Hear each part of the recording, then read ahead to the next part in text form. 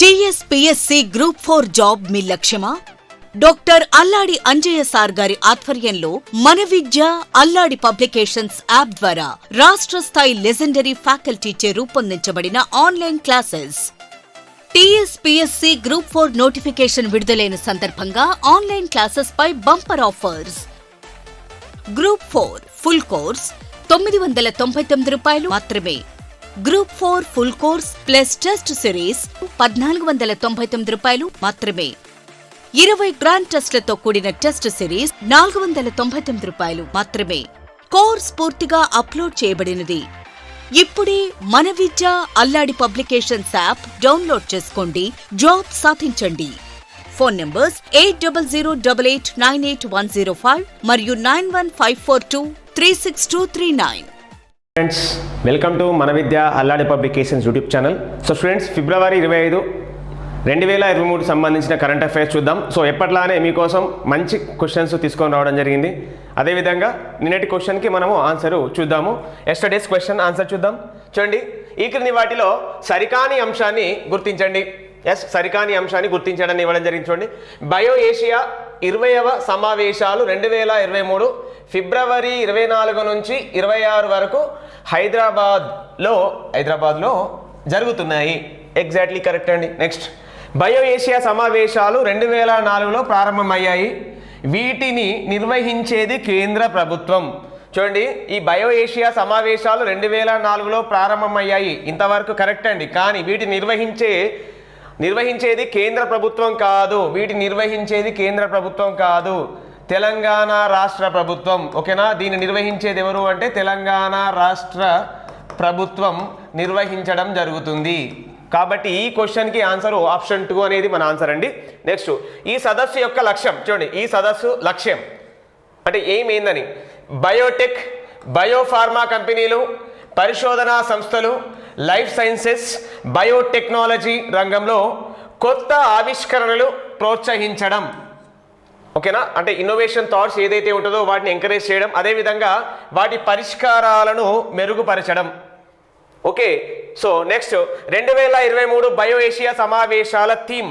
ఓకేనా? థీమ్ అంటే ఇతివృత్తము అంటామండి. థీమ్ అంటే ఇతివృత్తము, అంటే దీనికి సంబంధించిన ఇతివృత్తం ఏంటని ఇక్కడ చూస్తే, advancing for one shaping the next generation of humanized health care. ఓకేనా? Advancing for one shaping the next generation of humanized health care. దీనికి సంబంధించిన థీమ్ అనేది. సో ఖచ్చితంగా ఇక్కడ నుంచి ఒక బిట్ ఎక్స్పెక్ట్ చేయొచ్చు. మినిమం ఈ రేంజ్లో ఇక 4 లైనర్ క్వశ్చన్స్ ఖచ్చితంగా అడుగుతున్నాడు. స్టేట్మెంట్ బేస్డ్ క్వశ్చన్స్ మాత్రమే ఎగ్జామ్లో బాగా అడుగుతున్నాడు కాబట్టి ఇలాంటి క్వశ్చన్స్ ప్రాక్టీస్ చేస్తూ ఉండాలి. సో ఈరోజు ఫస్ట్ క్వశ్చన్ మనం ఆన్సర్ చూద్దాం. ఫస్ట్ క్వశ్చన్ చూడండి, కృత్రిమ వజ్రాల తయారీ కోసం. చూడండి, కృత్రిమ వజ్రాల తయారీ కోసం 242.96 కోట్ల రూపాయలతో కేంద్ర ప్రభుత్వం ఏఐఐటిలో తయారీ కేంద్రాన్ని ఏర్పాటు చేయనుంది. చూడండి, వజ్రాల కొరత అనేది భారతదేశంలో చాలా ఉందండి.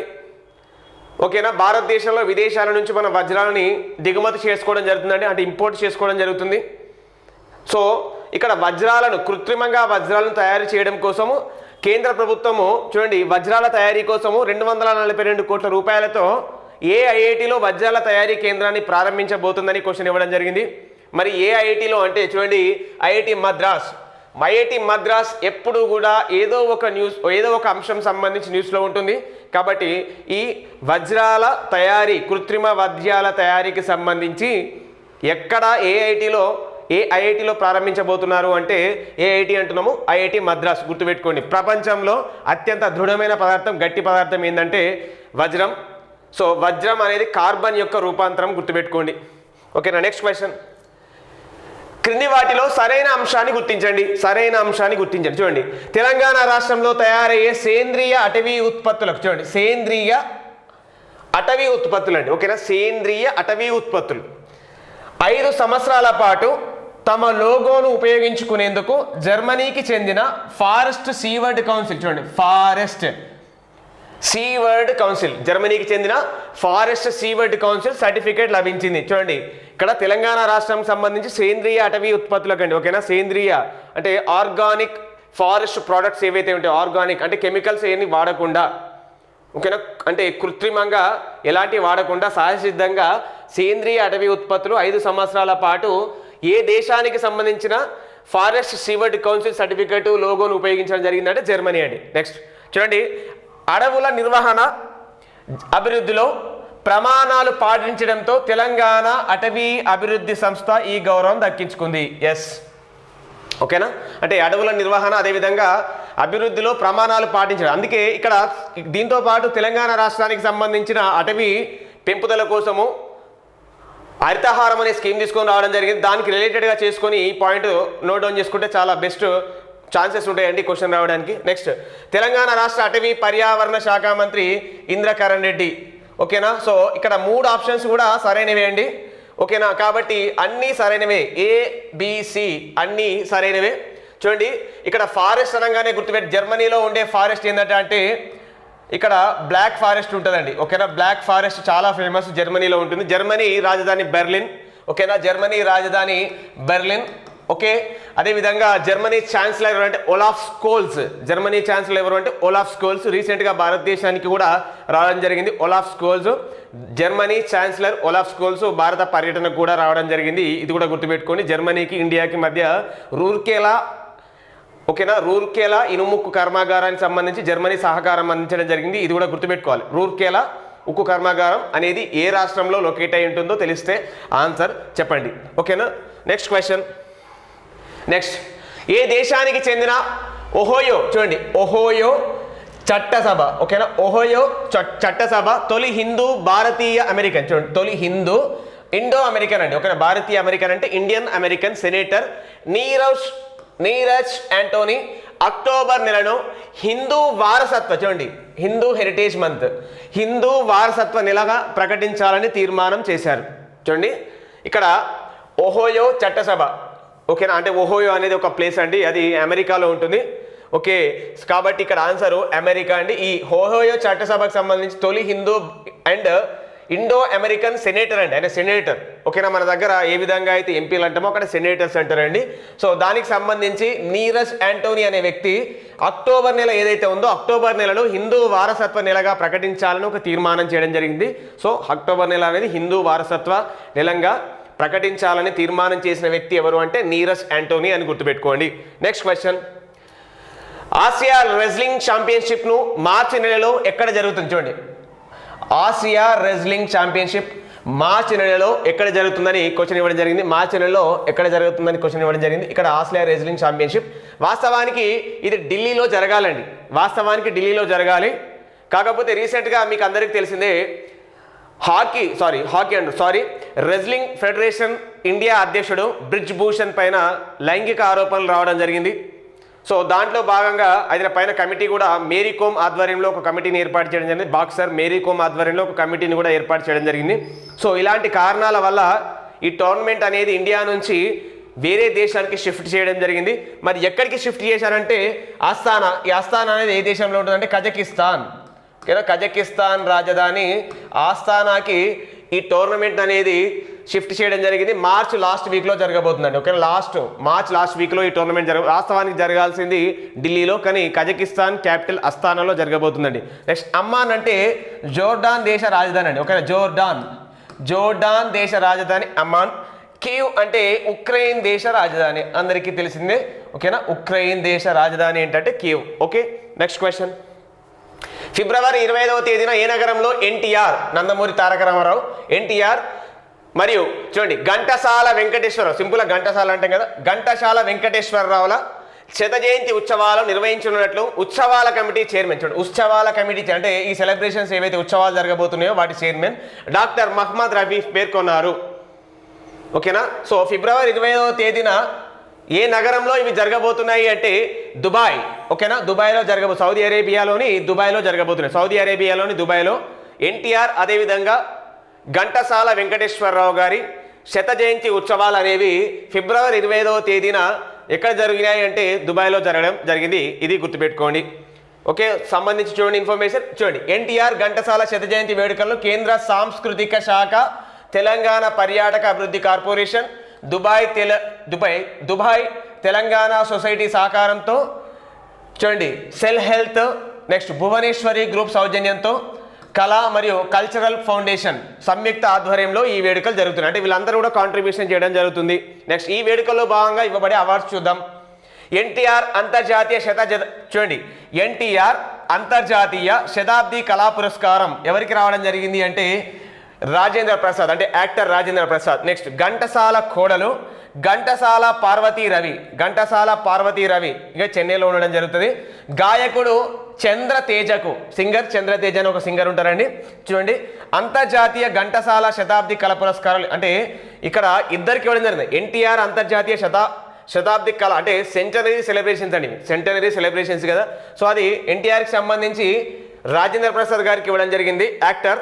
అదేవిధంగా ఘంటసాలకు సంబంధించిన అవార్డు ఘంటసాల పార్వతీ రవి, అదేవిధంగా గాయకుడు చంద్రచేజకు ఇవ్వడం జరిగింది. నెక్స్ట్ ఈ వేడుకలను మే 13న లండన్లో, జూలై 7న అమెరికాలో, సెప్టెంబర్ 20న సింగపూర్లో, డిసెంబర్ 9న శ్రీలంకలో జరుగుతున్నాయి. అంటే వివిధ దేశాల్లో ఈ ఎన్టీఆర్ గారి అదేవిధంగా ఘంటసాల గారి శత జయంతి ఉత్సవాలు అనేది ఇండియాలో జరుగుతున్నాయి, ఆంధ్రప్రదేశ్లో కూడా జరుగుతున్నాయి. అదేవిధంగా చూడండి, దుబాయ్లో, తర్వాత లండన్లో, అమెరికాలో, సింగపూర్లో, శ్రీలంకలో అంటే వివిధ దేశాల్లో కూడా జరుగుతున్నాయి. కాబట్టి ఈ సంవత్సరం ఎక్స్పెక్టెడ్ బిట్ అండి.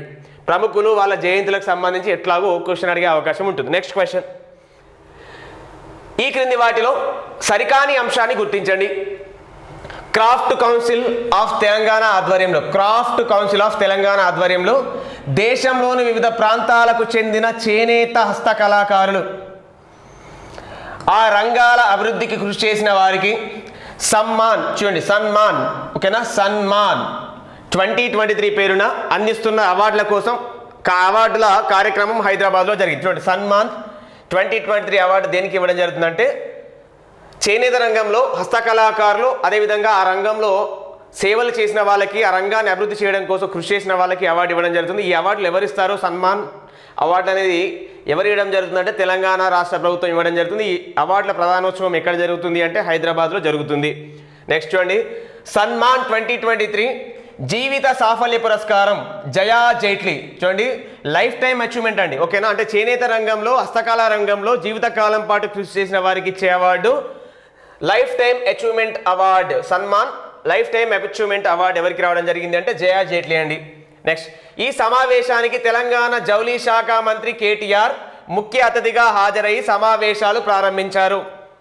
చూడండి, ఈ సమావేశాన్ని ప్రారంభించింది కేటీఆర్ గారు కాదండి. ఈ సమావేశానికి craft council of India chairperson Geetharam garu, చూడండి, craft council of India chairperson Geetharam garu హాజరయ్యి, ముఖ్య అతిథిగా హాజరయ్యి వీటిని ఈ సమావేశాలు, ఈ కార్యక్రమాలు ప్రారంభించడం జరిగింది. ఇక్కడ కేటీఆర్ గారు రాలేదండి, కాబట్టి ఆప్షన్ 3 అనేది ఈ క్వశ్చన్కి ఆన్సర్. అదేవిధంగా భారతదేశంలో చేనేత దినోత్సవం ఎప్పుడు? చేనేత దినోత్సవం అనేది చూడండి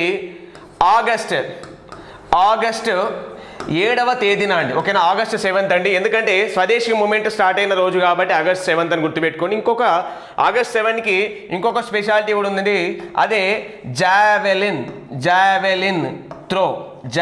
త్రో దినోత్సవం అండి. అంటే నీరజ్ చోప్రా 2021 ఆగస్టు 7th రోజు, నీరజ్ చోప్రా 2021 అంటే 2021 ఆగస్టు 7th రోజు టోక్యో ఒలింపిక్స్లో జావెలిన్ త్రో విభాగంలో స్వర్ణ పథకం సాధించడం జరిగింది. కాబట్టి ఆగస్టు 7ని మనము జాతీయ జావెలిన్ త్రో డేగా మనం గుర్తించడం జరిగింది. Okay, next question, BITS Pilani ఉపకులపతిగా, చూడండి, బిట్స్ పిలానీ ఉపకులపతిగా ఎవరు నియమించబడ్డారు? ఉపకులపతి అంటే సింపుల్గా వైస్ ఛాన్సలర్ అండి, వీసీ అంటాం, ఓకేనా. Vice chancellor VC, okay. ఎవరు అంటే వి రామ్ గోపాల్ రావు అండి, ఓకేనా. ఎవరు నియమించబడ్డారు బిట్స్ పిలానీ అంటే ఉపకులపతిగా వి రామ్ గోపాల్ రావు గారండి, ఓకేనా. అది ఆయనకు సంబంధించి. నెక్స్ట్ చూడండి, బిట్స్ పిలానీకి గోవా, హైదరాబాద్, దుబాయ్, ముంబైలలో, అంటే బిట్స్ పిలానీ క్యాంపస్లు ఎక్కడెక్కడ ఉన్నాయంటే గోవాలో ఉంది, హైదరాబాద్లో ఉంది, దుబాయ్లో ఉంది, ముంబైలో ఉంది. అంటే ఇండియాలో 3, ఒకటి అదర్ కంట్రీ అంటే దుబాయ్లో క్యాంపస్లు ఉన్నాయండి. Next BITS abbreviation Birla institute of technology and sciences, ఓకేనా. Birla institute of technology and science అండి. నెక్స్ట్ స్థాపించింది ఎప్పుడు అంటే 1964. బిట్స్ పిలానీ స్థాపించింది 1964. దీని ఛాన్సలర్ ఎవరంటే కుమార మంగళం బిర్లా అండి. కుమార మంగళం బిర్లా ఛాన్సలర్. వైస్ ఛాన్సలర్ ఎవరు అంటే Ram Gopal Rao. Next question, bio Asia 2023ని పురస్కరించుకొని ఫ్యాబా, చూడండి FABA, federation of Asian biotech associations, federation of Asian biotech associations lifetime achievement award పొందిన సిసిఎంబి మాజీ డైరెక్టర్ ఎవరు? ఎవరికి రావడం జరిగింది అంటే డాక్టర్ బాలాజీ సుబ్రహ్మణ్యం గారికి అవార్డు రావడం జరిగింది. చూడండి, ఈయన సిసిఎంబి మాజీ డైరెక్టర్ అంటున్నాం. సిసిఎంబి అంటే ఇది హైదరాబాద్లో లొకేట్ అయి ఉంటుందండి, హైదరాబాద్లో ఉంటుంది. ఓకేనా, హైదరాబాద్లో ఉంటుంది CCMB. Central cellular and molecular biology, central cellular and molecular biology CCMB అనేది హైదరాబాద్లో ఉంటుంది. సో ఈ సిసిఎంబి మాజీ డైరెక్టర్ అయిన బాలాజీ సుబ్రహ్మణ్యంకు ఈ బయో ఏషియా 2020 పురస్కరించుకొని FABA, federation of Asian biotech associations వారు లైఫ్ టైమ్ అచీవ్మెంట్ అవార్డు ఇవ్వడం జరిగింది. నెక్స్ట్ ప్రజెంట్ ఫ్యాబా డైరెక్టర్ ఎవరు అంటే, ఓకేనా, సారీ, ప్రజెంట్ చూడండి, ప్రజెంట్ సిసిఎంబికి సంబంధించిన డైరెక్టర్ ఎవరు అంటే వినయ్ నందకుమారి. ఎం శ్రీనివాస్ ఎవరు అంటే ఎం శ్రీనివాస్. సో ఎం శ్రీనివాస్ ఎయిమ్స్ డైరెక్టర్ అండి, AIIMS all India institute of medical and sciences, all India institute of medical and science. ఇది ఎయిమ్స్ అనేది ఎక్కడ ఉంటుందంటే న్యూఢిల్లీలో ఉంటుంది, న్యూఢిల్లీలో ఉండడం జరుగుతుంది. ఓకేనా, మరి బీవీఆర్ సుబ్రహ్మణ్యం ఎవరు? నీతి ఆయోగ్కి సంబంధించి బీవీఆర్ సుబ్రహ్మణ్యం రీసెంట్గా ఒక పదవిలో అపాయింట్మెంట్ కావడం జరిగింది. అది వైస్ చైర్మన్, సిఇఓ, మీకు తెలిస్తే కామెంట్ చేయండి. ఓకేనా, నీతి ఆయోగ్ ప్రజెంట్ బీవీఆర్ సుబ్రహ్మణ్యం సిఇఓగా లేదా వైస్ ఛాన్సలర్గా మీకు తెలిస్తే కామెంట్లో పోస్ట్ చేయండి. నెక్స్ట్ క్వశ్చన్, కేంద్ర సంస్కృతి శాఖ ఆధ్వర్యంలో సంగీత నాటక అకాడమీ అవార్డుల వేడుక ఎక్కడ జరిగింది? ఓకేనా, ఈ అవార్డుల వేడుక ఎక్కడ జరిగింది అంటే న్యూఢిల్లీలో జరిగిందండి. సో ఈ అవార్డుల వేడుకలో చూడండి, ముఖ్య అతిథిగా ఎవరు ప్రారంభమై అవార్డులు ప్రకటించడం జరిగింది, అందజేయడం జరిగింది అంటే మన భారత రాష్ట్రపతి ద్రౌపది ముర్ము గారు ఈ అవార్డులు అందజేయడం జరిగింది. సో దాని గురించి చూద్దాం. చూడండి, సో ఈ పురస్కారాలు అందుకున్న తెలుగు కళాకారులు, అదేవిధంగా చూడండి రాష్ట్రపతి ద్రౌపది ముర్ము నుంచి అవార్డులు అందుకుంటున్న చూడండి కర్ణాటక సంగీత విద్వాంసులు గరిమెల్ల బాలకృష్ణ ప్రసాద్.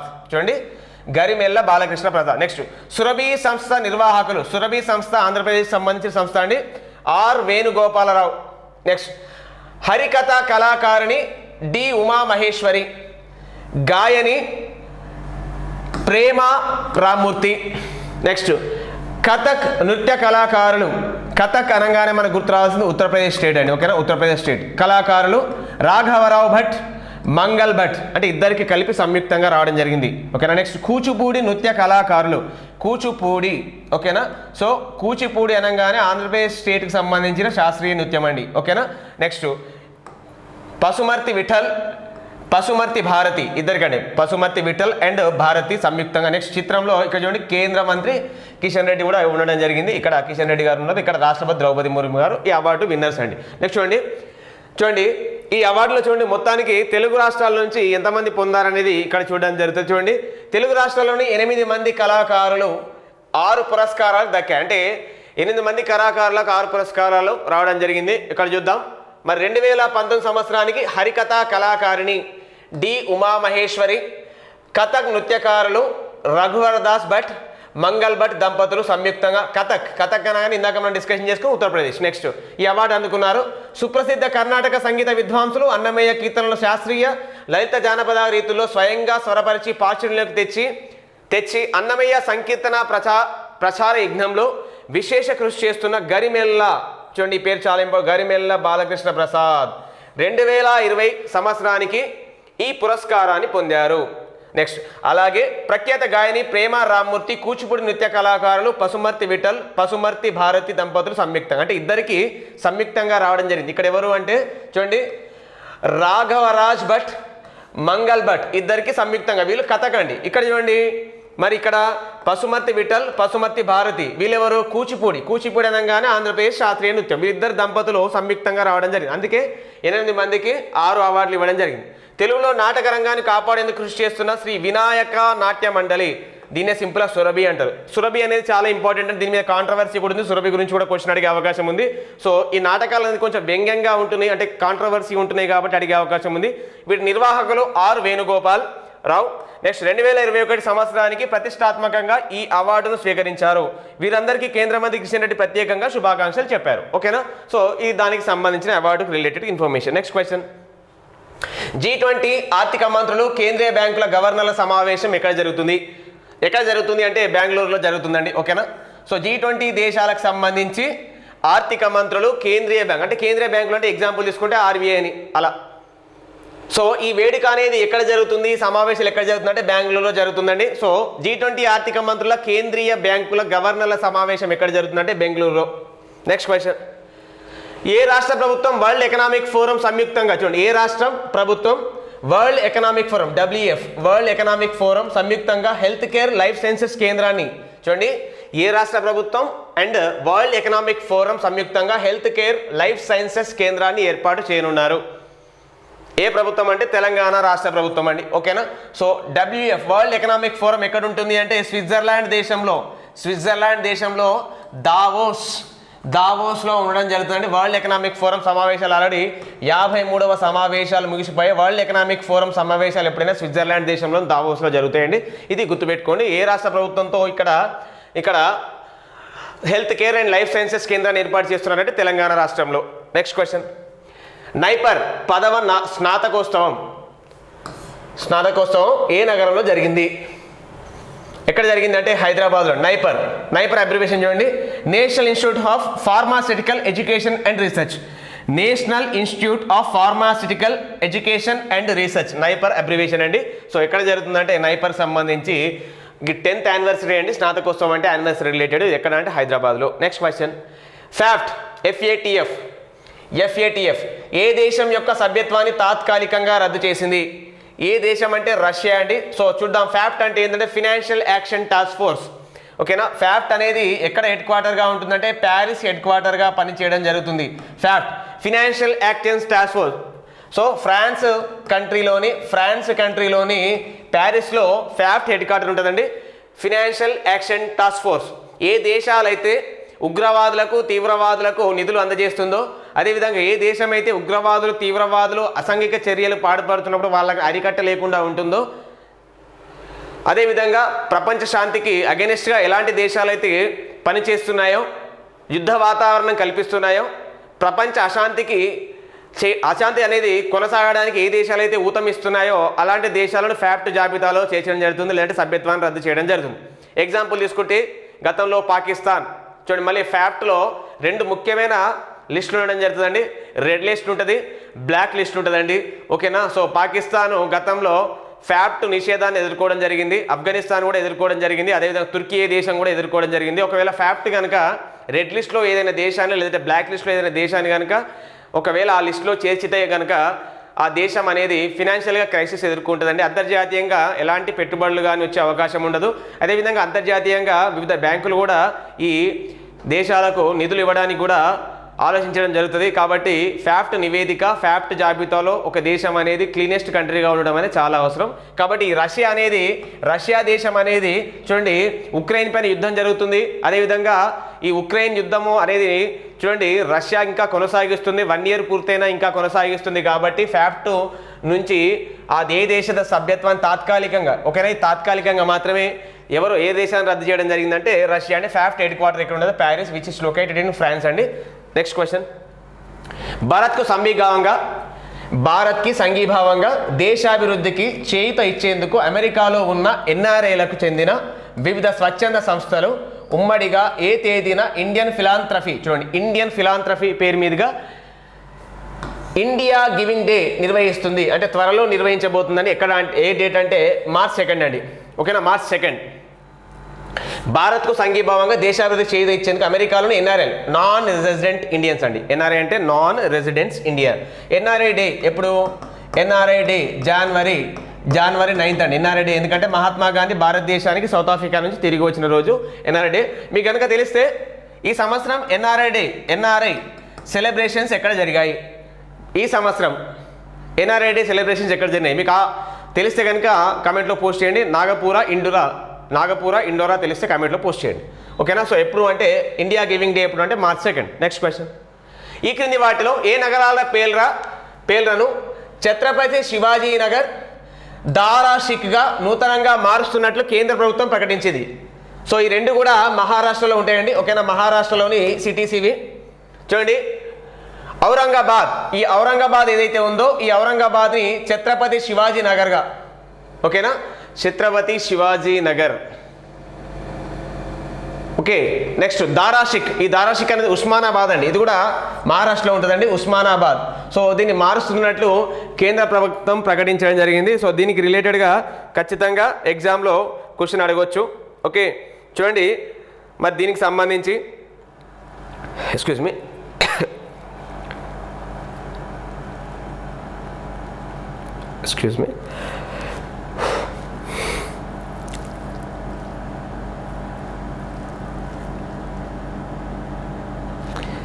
ఒక్కసారి చూడండి అండి, ఇక్కడ కరెక్ట్ కాదు, శివాజీ నగర్ కాదండి, ఇది సంభాజీ నగర్. ఓకేనా? శివాజీ కాదు, ఇది సంభాజీ నగర్. ఓకేనా? సో ఔరంగాబాద్ పేరుని సంభాజీ నగర్గా, అదేవిధంగా దారాషిక్ ఉస్మానాబాద్ ఏదైతే ఉందో దీన్ని దారాషిక్గా నూతనంగా మారుస్తున్నట్టు ప్రకటించడం జరిగింది. నెక్స్ట్ ఓషియంగాబాద్, ఈ ఓషియంగాబాద్ ఏంటంటే ఒకప్పుడు నర్మదాపురం అని. చూడండి, ఒకప్పుడు పూర్వకాలం నర్మదాపురం అనేవాళ్ళు, అయితే ప్రస్తుతం ఓషియంగాబాద్ అంటున్నాం కదా, ఈ ఓషియంగాబాద్ని ప్రస్తుతము నర్మదాపురంగా పిలవడం జరుగుతుంది. ఈ నర్మదాపురం అనేది ఎక్కడ ఉంటుంది అంటే మధ్యప్రదేశ్, అంటే మధ్యప్రదేశ్ స్టేట్లోని ఓషియంగాబాద్ అనేది నర్మదాపురంగా మార్చడం జరిగింది మధ్యప్రదేశ్ రాష్ట్ర ప్రభుత్వం. ఇక్కడ చూడండి, అంటే బోత్ 1 and 2 అంటే A and B అంటే 1 and 2 రెండు కరెక్ట్ అండి. ఔరంగాబాద్, ఉస్మానాబాద్, ఈ ఓషియంగాబాద్ అనేది మధ్యప్రదేశ్లో ఉంటుంది. నెక్స్ట్ క్వశ్చన్ చూడండి. సో కొన్ని ఇంపార్టెంట్ కరెంట్ అఫైర్స్ న్యూస్ పేపర్లో వచ్చిన ఎడిటోరియల్స్ అదేవిధంగా సంబంధించి మీకోసం తీసుకొని రావడం జరిగింది. చూడండి, విషపూరిత పాములు పడుతూ ప్రపంచవ్యాప్తంగా చేస్తున్న సేవలకు గుర్తింపుగా భారత ప్రభుత్వం తమిళనాడుకు చెందిన ఎవరికి 2023 పద్మశ్రీ పురస్కారాన్ని ప్రకటించింది. చూడండి, వీరు ఇరులర్ కానీ కొంచెం డిఫరెంట్గా ఉంది. చూడండి, ఇరులర్ తెగకు చెందినవారు. 2021లో విడుదలైన జై భీమ్ చిత్రం కథ ఇరువల్ తెగపై జరుగుతున్న దాడులు తప్పుడు కేసుల నేపథ్యంలో ఉంటుంది. ఎవరు అంటే వడివేల్ గోపాల్. ఓకేనా? చూడండి, వడివేల్ గోపాల్, మాసి సడేయర్, ఈ రెండు పేర్లు గుర్తుపెట్టుకోండి, పద్మశ్రీ అవార్డు పొందడం జరిగింది. సో మీకు జై భీమ్ సినిమా చూసిన వాళ్ళందరికీ ఇరులర్ తెగకు చెందిన వారి గురించి అంటే వీళ్ళు పాములు పట్టడము వీళ్ళ ప్రొఫెషన్ అండి, ఇది గుర్తుపెట్టుకోండి. నెక్స్ట్, ప్రపంచ అలక్ష్యానికి గురైన ఉష్ణమండల వ్యాధులు. ఓకేనా? అలక్ష్యానికి గురైన ఉష్ణమండలం అంటే ట్రాపికల్ డిసీజెస్ అండి. ఓకేనా? సో దినం ఏ రోజున నిర్వహిస్తారు? చూడండి, దీనికి సంబంధించి ఆన్సర్ చూడండి, జనవరి 30 రోజు అండి. ఓకేనా? చూడండి ఒకసారి, నారకురుపు, బోధకాలు, డెంగీ, చికెన్ గున్యా, కుష్టు లాంటి వ్యాధులను ఎంటిటీలుగా గుర్తిస్తారు, అంటే ఉష్ణమండల వ్యాధులండి. ఓకేనా? సో వ్యవహరిస్తారు. 2030 నాటికి ఎన్టీటీలను ప్రపంచం నుంచి పారదోలాలని ఐక్యరాజ్యసమితి లక్ష్యంగా పెట్టుకుంది. చూడండి, ఐక్యరాజ్యసమితి SDGs అండి, సస్టైనబుల్ డెవలప్మెంట్ గోల్స్ ఏ సంవత్సరంలో అంటే 2015లో పెట్టుకోవడం జరిగింది. 2030 లోపల ఇవన్నింటిని సాధించాలని లక్ష్యంగా పెట్టుకోవడం జరిగింది. సో భూమధ్య రేఖ సమీపంలో ఉత్తరాన కర్కట రేఖ నుంచి దక్షిణాన మకర రేఖ వరకు ఉన్న ప్రాంతాన్ని ఉష్ణమండల అంటారు, ట్రాపికల్ ఏరియా. నెక్స్ట్ చూడండి, 2023 జనవరి 27న ప్రధానమంత్రి నరేంద్ర మోడీ ఢిల్లీలోని తల్కటోరా స్టేడియంలో, చూడండి ఇది ఆల్రెడీ మనం డిస్కషన్ చేసుకున్నాం, ఇవన్నీ కూడా క్లాస్లో డిస్కషన్ వచ్చినాయి. తల్కటోరా స్టేడియంలో విద్యార్థులతో నిర్వహించిన పరీక్షా పే చర్చ. చూడండి, పరీక్షా పే చర్చ అనేది ఎవరు నిర్వహిస్తారు అంటే ప్రతి సంవత్సరం కూడా ప్రధాని నరేంద్ర మోడీ గారు నిర్వహించడం జరుగుతుంది. సో తల్కటోరా స్టేడియం ఇది ఢిల్లీలో ఉంటుంది, ఇక్కడ పరీక్షా పే చర్చ జరిగింది. మరి ఎన్నోసారి జరిగిందంటే 6వసారి జరగడం జరిగింది. నెక్స్ట్, నమో యాప్ ద్వారా తెలంగాణకు చెందిన ఏ యువకుడు చేసిన విజ్ఞప్తి మేరకు తాను 2022 డిసెంబర్ మన్ కీ బాత్లో ఈ వ్యర్థాల ప్రస్తావన తీసుకువచ్చినట్టు ప్రధానమంత్రి నరేంద్ర మోడీ వెల్లడించారు. చూడండి, ప్రస్తుతం ప్రపంచవ్యాప్తంగా ప్రతి సెకండ్కి 800 పాత ల్యాప్టాప్లను, చూడండి ప్రతి సెకండ్కి 800 పాత ల్యాప్టాప్లను పక్కన పడేస్తున్నారని, వాటిని నిక్షిప్తమై ఉండే 17 రకాల విలువైన లోహాలను వెలికి తీస్తే ఈ వ్యర్థాల నుంచి బంగారాన్ని సృష్టించవచ్చని మోదీ మన్ కీ బాత్లో పేర్కొన్నారు. ఎవరు వాళ్ళు అంటే విజయ్ అండి. ఓకేనా? ఆయన పేరు విజయ్, ఈయన ఇంజనీర్ అండి. ఓకేనా? సో నమో యాప్ ద్వారా తెలంగాణకు చెందిన ఏ యువకుడు, చూడండి తెలంగాణకు చెందిన ఏ యువకుడు చేసిన విజ్ఞప్తి మేరకు తాను 2022 డిసెంబర్ మన్ కీ బాత్లో ఈ వ్యర్థాల ప్రస్తావన తీసుకొచ్చినట్టు నరేంద్ర మోడీ తెలిపారు అంటే విజయ్ ఇంజనీర్ అండి. Next question of the day, సరికాని అంశాన్ని గుర్తించండి. ఒకసారి ఈ క్వశ్చన్ మీరు చదివి ఆన్సర్ కనుక తెలిస్తే కామెంట్లో పోస్ట్ చేయండి. Okay students.